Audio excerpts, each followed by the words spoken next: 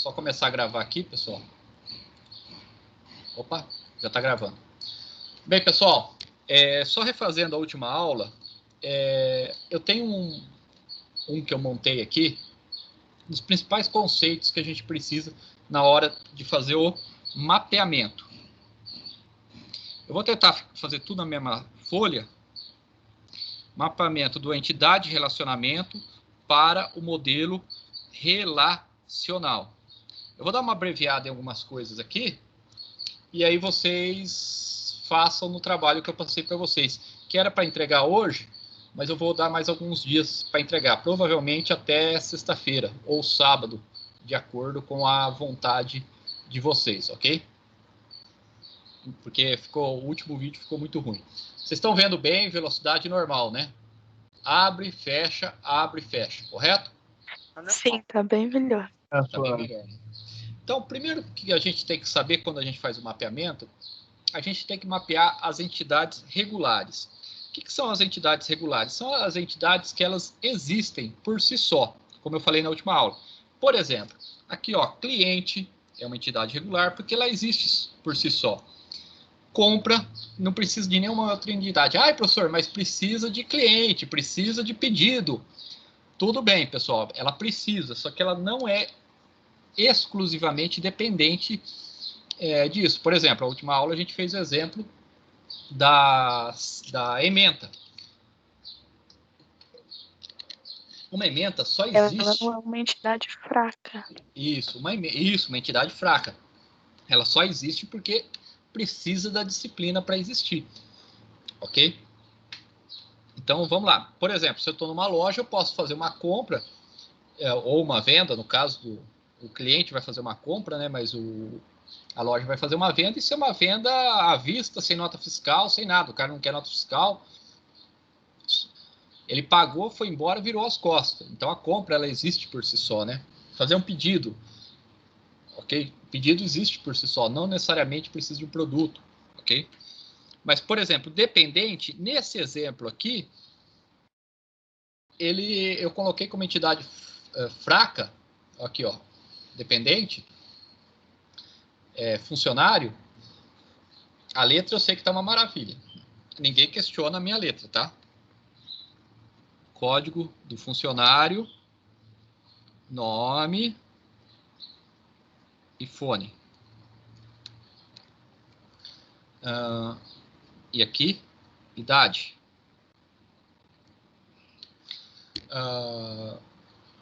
Só para a gente reforçar o conceito de entidade fraca no exemplo que a gente vai fazer. Então, vamos lá. Primeiro, eu tenho que mapear as entidades que são regulares, né? Então, no caso, cliente, compra, pedido, produto, funcionário. Então, vem aqui, ó, cliente, ela vai ser uma entidade. Então, quais são os códigos, os atributos? Os que já existem aqui. Eu vou colocar como ponto só o código do cliente, certo? O endereço. Endereço, o que eu faço? Eu sei que ele é um atributo composto. Então, eu venho aqui e só escrevo quais são os atributos. Ó, rua, número, bairro, rua, número, bairro. Ah, tem o nome do cliente, certo? Tem o CNPJ, que também pode ser uma chave primária, certo?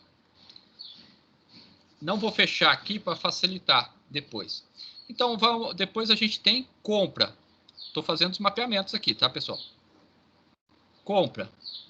Tem o código da compra.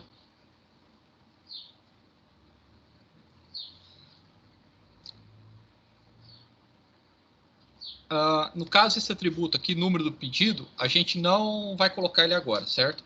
Código, o número da nota fiscal, a data da compra, correto? Ó, risquei aqui porque vocês vão entender no próximo mapeamento. Depois desse aqui tem as entidades fracas e depois vai ter as regulares. Data da compra, o que mais? Posso colocar aqui o valor total. certo? Basicamente é isso daqui. Depois eu vou para pedido. Eu venho aqui e faço um mapeamento, ó, pedido. Que é o número do o código do pedido, ou o número do pedido, certo? Código do pedido. A data do pedido. A data da entrega. O meu fornecedor, o meu cliente, ele fez uma compra, só que ele quer para a data de entrega daqui uma semana, ok? São os atributos do pedido. Data da entrega. Deixa eu ver se tem mais alguma coisa. Não. Depois eu tenho o produto. Eu tenho o código do produto.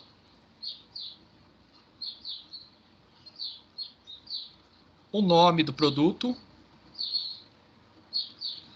E aí, se eu quiser colocar mais alguma coisa depois, eu coloco. Por último, eu tenho o funcionário.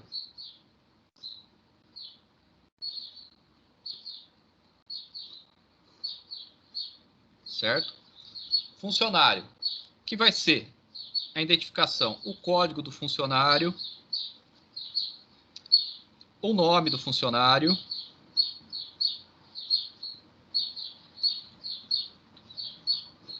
certo? O que mais? Aqui, por exemplo, pessoal, eu coloquei idade. É correto eu colocar um campo chamado idade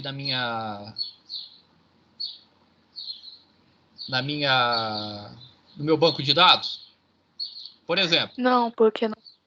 Pode falar, Maria. Desculpa. Pode falar. É que no próximo ano ele não vai ter a mesma idade. O certo é colocar a data de nascimento, para não precisar fazer alterações. Isso, por exemplo, se eu fosse cadastrar todos os capirotos que entraram... Opa, não posso falar capiroto porque a aula está sendo gravada. Se eu fosse gravar todos os alunos que entraram esse ano, então vocês teriam na base, na média, 15 anos, vamos falar, correto? Todos vocês teriam 15 anos. Tranquilo, o ano que vem eu teria que entrar no cadastro de todos vocês e alterar para 16, depois para 17, depois para 18, depois para 19, ou seja, é inviável isso aí. Se eu vier aqui, idade, eu consigo chegar à idade de vocês através da data de nascimento de vocês. A idade é um atributo derivado da data de nascimento, né? Isso, derivado. Certo? A gente fala que ele é derivado. Perfeito. Bem, eu já cadastrei todas as minhas entidades regulares, correto? Ó, cliente, compra, pedido, produto, funcionário. Quando eu vou fazer o mapeamento, eu tenho que fazer todas as regulares primeiro. Terminou as regulares, eu vou para as entidades fracas. Certo? E aí, ó, eu faço como se fosse uma normal, código do dependente, nome do... Opa, desculpa, isso aqui não existe. Nome do dependente, certo? Estou abreviando aqui. Sendo que ela é uma entidade fraca que depende de funcionário, ela tem que receber o atributo identificador da qual ela pertence. No caso, o código. Geralmente a gente faz assim, ó, FK para identificar chave estrangeira, foreign key. FK, código do funcionário. Certo? Eu sei que isso daqui pertence ao funcionário. E venho aqui e faço um apontamento para o código de funcionário. Eu já fiz o mapeamento das entidades regulares e das entidades fracas. Então, o primeiro e o segundo eu já fiz, ok? Agora, eu tenho que fazer o mapeamento das entidades. Não, eu começo a fazer o mapeamento dos relacionamentos. Primeiro, eu faço o relacionamento com cardinalidade 1 para 1. Eu tenho aqui nesse caso, algum relacionamento de 1 para 1? Uma compra possui um pedido. Isso, aqui, ó. Um pedido possui uma compra. E uma compra possui um pedido. Então, nesse caso, fica a critério do desenvolvedor, do DBA ou do que for definido, escolher qual vai ser o atributo que um vai depender do outro, certo? Bem, e aí eu faço uma pergunta para vocês que é um pouco de interpretação. O que a gente faz primeiro? O pedido ou a compra? A compra? A gente faz a compra. A gente faz a compra ou pedido, pessoal? Pedido. Eu vou lá. Por exemplo, nessa época de pandemia, eu quase não estou indo no supermercado. Então, o que eu faço? Eu ligo lá no supermercado aqui perto de casa e falo o seguinte, ó, eu quero tanto de arroz, tanto de feijão, tanto de óleo, tanto de leite, tanto de farinha, tanto de açúcar, não sei o que tem, margarina, vou marcando lá, certo? E aí eu falo o seguinte, ó, se for, sei lá, se não for arroz Tio Luiz, eu não quero. Não sei nem se existe esse arroz, tá, pessoal? Só tô falando por o arroz Tio Luiz, eu não quero. Eu fiz o pedido, não fiz? Aí eles foram verificar e eles não tinham no estoque o arroz Tio Luiz, que é um bom arroz, né? Eu não sei porque ninguém colocou o nome desse arroz ainda. Professor. E aí o que acontece? Eu fiz um segundo só. Eu fiz o pedido e depois veio a minha compra. Da minha compra veio arroz? Não, né? Porque eu pedi especificamente o arroz que lá não tinha. Então, ou seja, a compra é diferente do pedido. Pode falar. Então, você acabou de falar do arroz que chama Tio Luiz. E eu acabei de ver um feijão que chama Tio Nobre. Feijão. Inclusive é o que eu como aqui em casa. Tio Luiz, Tio Nobre, não é? Não fica uma coisa bem... Nossa, que piadinha sem graça essa minha. Pessoal, então, basicamente, nesse caso aqui, eu interpreto que primeiro eu faço o pedido e, existindo o pedido, eu posso fazer a compra. Então, nesse caso, eu vou pegar o código do pedido e colocar na compra. Eu venho aqui e faço, ó, FK, por exemplo, que é uma foreign key, né? Código do pedido. Certo? E o código do pedido aponta para código do pedido. Certo? Professor. Pode falar. Pode falar, Maria. Pode falar, Juliane. Eu só ia falar que... Ai, meu Deus. Eu ia falar que tem arroz, Tio Luiz. Ai. Acabei de pesquisar. Então me passa onde vende que eu vou comprar uns 5 quilos para garantir. Deve ser bom. Beleza, pessoal? Então, código do pedido. Professor, quando eu fui fazer, eu não coloquei FK. Tá errado? Não tá errado, não. Não tem problema. O que interessa é essa marcação aqui, tá vendo? Certo? FK, eu lembrei, depois que eu passei para vocês, eu lembrei que é só um atributo de identificação. É só um nome para identificação. FK é a tradução para o inglês de chave estrangeira, foreign key, entendeu? Então, por padrão, quando vocês veem em um banco de dados alguma coisa com FK underline, por exemplo, você já entende que é uma foreign key, está apontando para um outro local, certo? Professor, precisa colocar isso? Não precisa. O que vale é isso daqui, ó, essa seta aqui. Você entendeu? Mas a hora que vocês olharem um banco de dados e verificarem o código FK, significa que é uma foreign key. Não é uma padronização. Como é que fala? Uma orientação que todo mundo faz. Certo? Bem. Muito obrigada. Nada. eu já fiz um mapeamento 1 para 1. Tem mais algum mapeamento 1 para 1? Aqui no caso, um funcionário pode ter vários dependentes, um dependente pode ter somente um funcionário como... tem mais algum? Não. Então, agora eu vou fazer o relacionamento de 1 para N, certo? 1 para N. Ah, professor, mas funcionário pode ter vários dependentes e um dependente só pode ter um funcionário. Certo. Então, eu teria que fazer isso daqui também. Só que eu já fiz primeiro porque ele é uma entidade fraca. Então, esse mapeamento aqui, por ser uma entidade fraca, ele já foi realizado na segunda regra, certo? Na segunda ordem.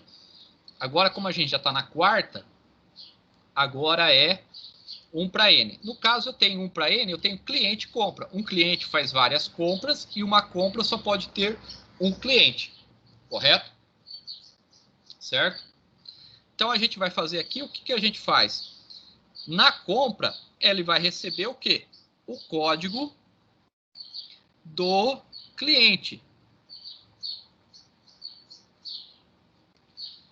E vai apontar para código do cliente. Ok? Código do cliente. Certo? Então, aqui em compra, basicamente, ela só tem 2 relacionamentos, tá tudo certo. Depois eu vou fechar a hora que eu termino, tá, pessoal? Porque talvez eu vou colocando campos aqui demais.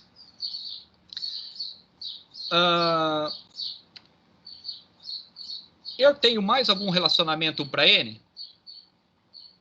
1 para N. Não é N para N, N para N. Não. Então, eu já fiz entidade normal, correto? Entidade fraca. Relacionamento 1 para 1. Relacionamento 1 para N. 1 para muitos. Agora eu tenho que verificar todos os relacionamentos muito para muitos. No caso, eu tenho 2. Funcionário pedido e pedido produto. Quando eu tenho relacionamento de N para N, nesses casos aqui, eu sempre vou gerar uma nova estrutura de dados. Vou subir o papel aqui um pouquinho para cima e fazer aqui. Fazer nesse canto aqui, ó. Aí você vai colocar as 2 chaves primárias, né? Isso. Ou posso criar uma também, tá, pessoal? Essa questão de criar uma chave primária específica, isso aí mais para frente quem tem mais feeling com quem desenvolve mais comumente isso daí, certo? Mas como é que fala? Por orientação bibliográfica, a gente utiliza para identificar as 2 chaves primárias, ou coloca algumas a mais, inclusive. Vocês vão entender aqui, ó. Então, vamos começar aqui, ó. Produto pedido. Como que eu faço isso daqui? Eu posso criar alguma coisa aqui, né? Dar um nome para isso aqui, possui, que seria isso, mas não fica legal, porque a gente tem muitos verbos, ó. Tem, eu posso ter mais, possui, faz, fica meio estranho. Como que eu geralmente nomeio isso daqui? Com o nome das 2 estruturas. Pedido, produto. Basicamente, ó, o pedido possui produto. Pedido, produto. E o que eu preciso?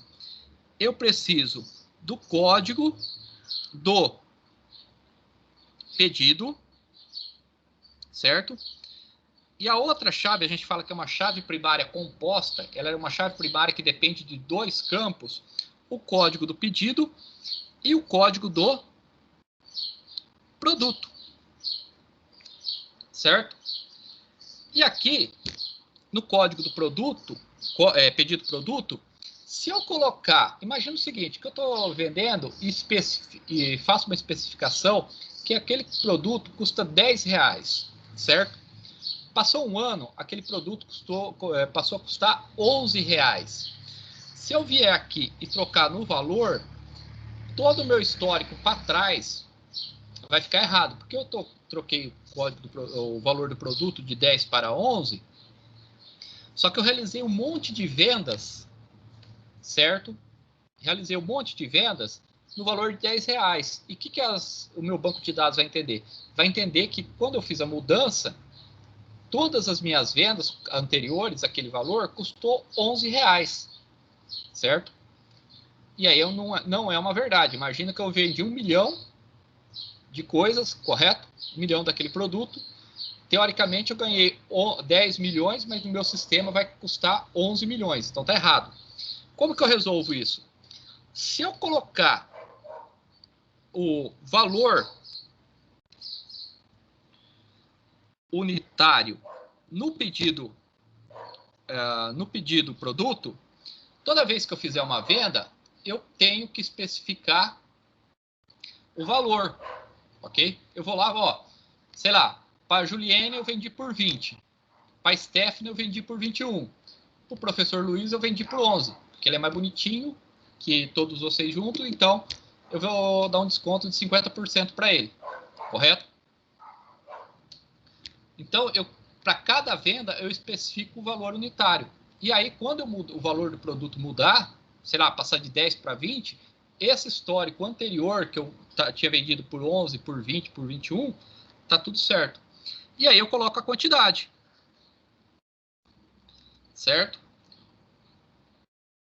E aqui eu não vou ter mais nada, aqui eu já posso fechar. Por quê? Eu tendo o valor unitário e o valor e a quantidade que eu vendi, se eu vendi 10 produtos no valor de R$10 cada um, quanto que ficou todo aquele item para mim? 10 vezes 10, pessoal? 100. 100. Né? Então, aquele item custou R$100 para mim. O que é aquele item? É um produto com a sua quantidade multiplicado pelo valor dele, certo? Se eu vendi 10 produtos a R$10, eu tenho R$100 naquele produto. E aí eu venho aqui e faço o seguinte. O código do produto, ele aponta... Ixi, risquei errado. Desculpa, pessoal. O código do produto, ele aponta para código de produto, certo? E o código do pedido, ele aponta para o código do pedido. Tranquilo? Vamos lá. Eu tenho outro relacionamento N para N? Eu tenho. Funcionário pedido. E aí eu faço a mesma coisa que eu fiz aqui. Certo?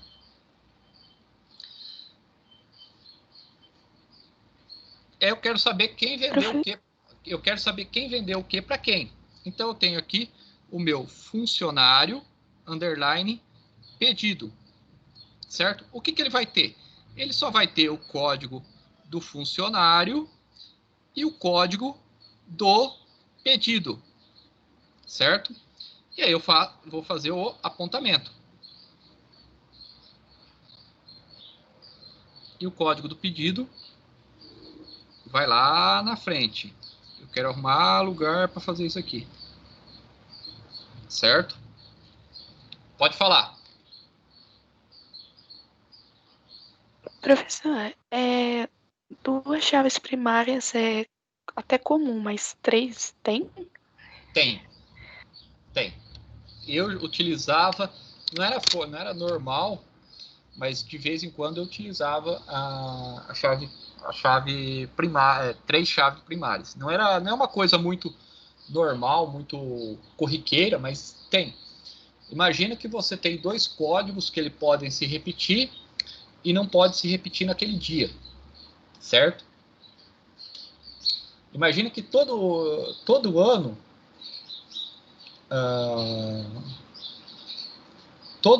ou todo mês, por exemplo, eu zero meus números de pedidos. Você já imaginou? Eu faço 300 mil pedidos fazem para mim 300 mil pedidos por mês, só que eu só vendo 20 mil. Por quê? O pessoal liga para cotar, tal, essas coisas. O que acontece, pessoal? Nesse caso específico, o que eu utilizei como chave primária? O código do cliente, correto?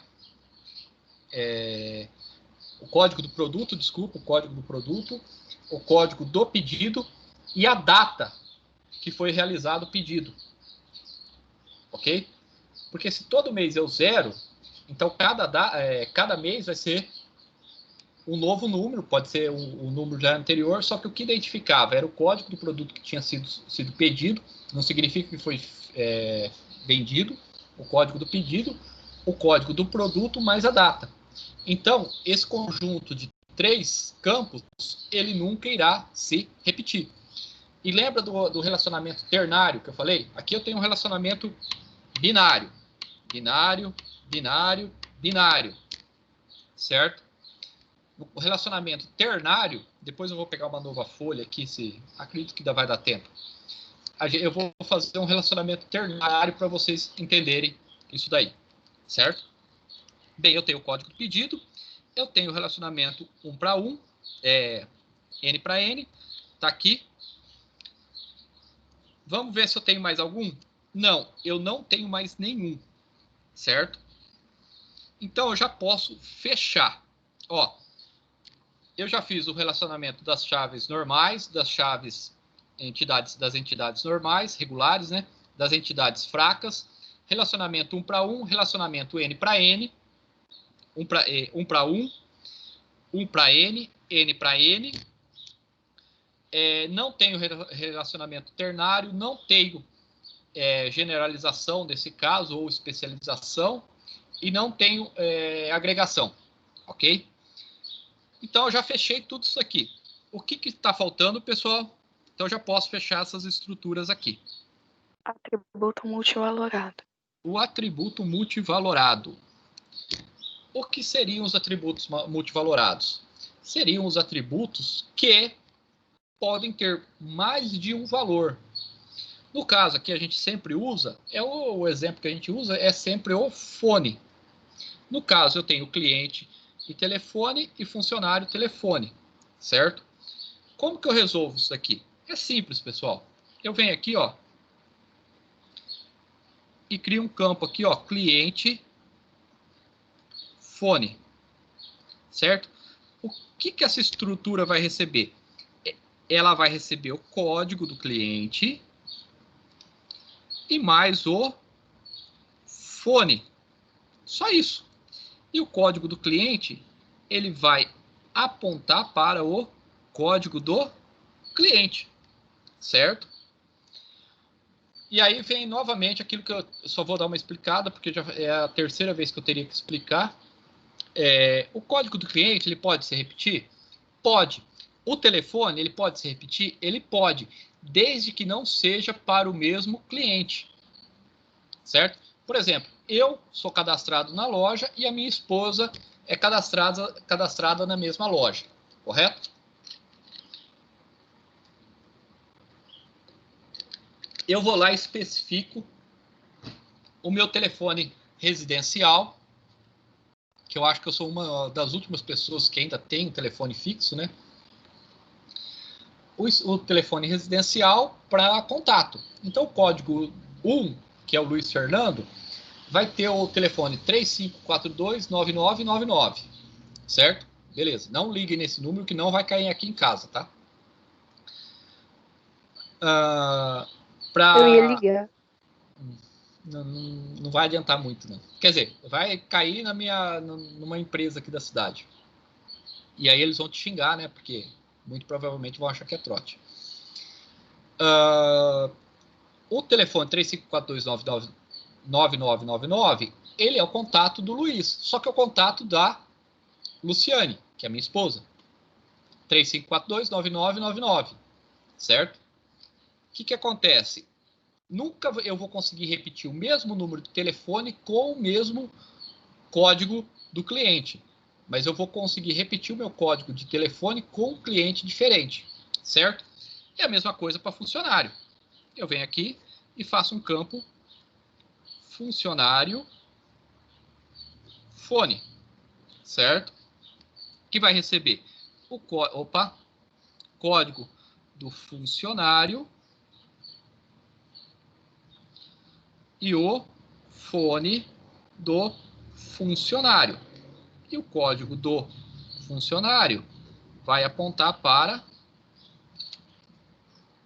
o código do funcionário, certo? Tranquilo? Basicamente, pessoal, esse daqui é um relacionamento, é um banco básico que você pode mapear ele para várias coisas, ok? Ficou melhor essa apresentação com a imagem agora? Sim. Sim, né? E tudo numa folha só ficou mais fácil de entender também, né? Professor, eu posso tirar uma dúvida rapidinho?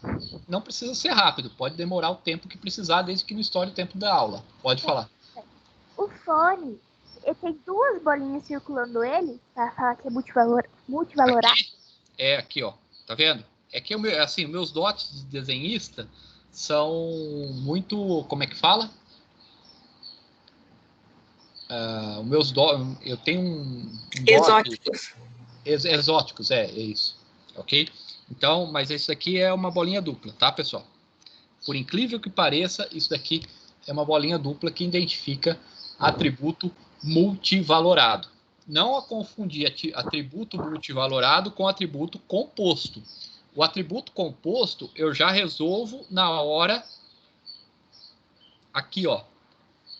Tá vendo? Eu já resolvi na hora que eu fiz o meu atributo, certo? Na hora que eu já fiz as minhas entidades regulares. Entenderam? O atributo composto, não. Eu resolvo ele por último de tudo. É a última coisa que eu vou resolver ele, certo? Tranquilo? Bem, pessoal, só ficou uma coisa que eu não coloquei aqui, que são meus atributos compostos, atributos, desculpa. Depois que eu... enários, né? No caso, terciários. Vamos falar aqui, ó, só um exemplo rapidinho. Eu tenho um cliente numa agência, certo? Eu tenho um cliente que tem o código do cliente, o nome do cliente, e eu tenho o fone, certo? Eu tenho um relacionamento que é agência, que é o código da agência, certo? Que é o código da agência e o local dela, localização, local, entendeu? Isso aqui é numa agência bancária, tudo bem? E por último, eu tenho a conta corrente, a conta do cliente, que ela vai ter um número e vai ter um saldo, certo?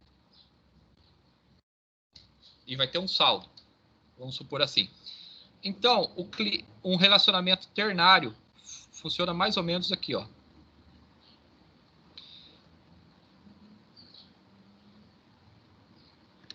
Um cliente pode trabalhar em várias agências, uma agência pode ter várias contas e uma conta pode ter vários clientes, certo?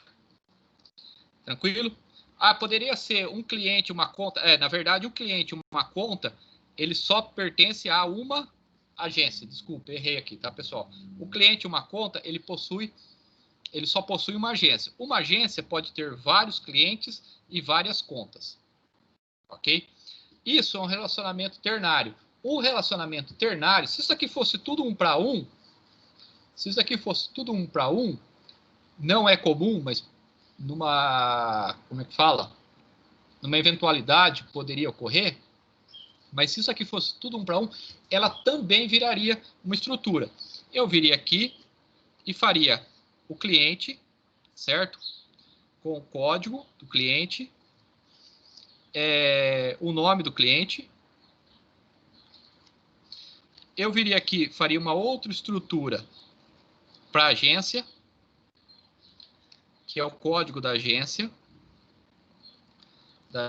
e o local onde a agência fica, certo?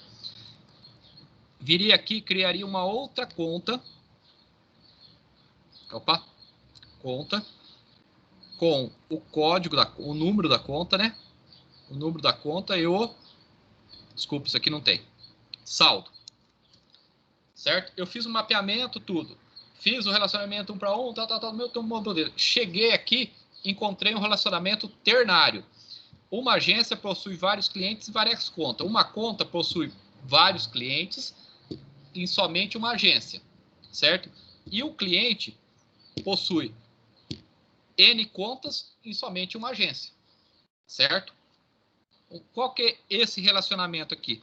Eu venho aqui e crio uma estrutura chamada cliente, conta, agência. Qual que vai ser os meus atributos identificadores? Vai ser o código do cliente, certo? O código da agência e vai ser, por último, o número. Que aqui eu posso colocar o número da conta, por exemplo. Certo? E para onde vai apontar? Para os seus devidos lugares. Código do cliente vai apontar para o código do cliente. O código da agência vai apontar para o código da agência. E o número da conta vai apontar para o número da conta. Que poderia ter um atributo aqui, por exemplo, que se chama data de abertura. Eu posso vir aqui e colocar data da abertura da conta. Ok? Entenderam o que é o relacionamento ternário, pessoal? É isso daqui. Então, basicamente, a gente tem esse mapeamento aqui. O que é esse mapeamento? Eu peguei o meu modelo entidade de relacionamento e fiz um mapeamento para o meu modelo relacional. Qual que é o próximo passo? A gente implementar isso daqui, ó, fazer a implementação disso daqui no meu banco de dados. Eu posso pegar isso daqui e colocar diretamente em um banco de dados. E aí começar a programar com os comandos SQL. O que vai acontecer no próximo semestre? Vocês vão me entregar esse trabalho, a gente vai montar um banco de dados, certo? A gente vai trabalhar com o banco de dados. Muito provavelmente a gente vai fazer trabalhos em grupos, tá, pessoal? De 3 pessoas, para facilitar a vida de vocês. E aí vocês vão começar a implementar. Para no final do ano, a gente já tem um banco de dados que a gente consiga trabalhar, fazer um SQL básico. Ok, pessoal? Alguém tem alguma dúvida em relação a isso?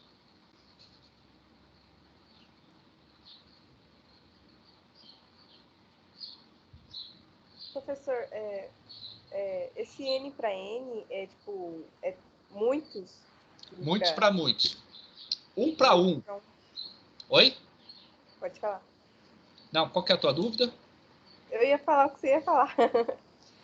1 para 1 é quando uma coisa pertence à outra somente, certo? Por exemplo, no caso, a compra ela pertence a um pedido, certo?